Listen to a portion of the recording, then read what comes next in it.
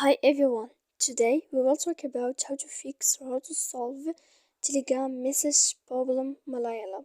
To know how to fix or how to solve Telegram message problem malayalam, you should just go to settings like this. You will click.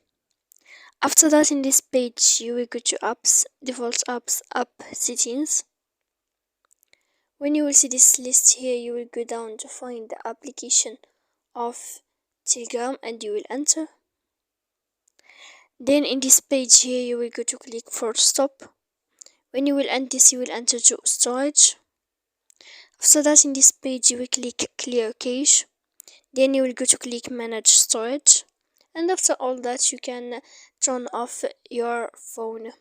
So please don't forget to support us by like and subscribe.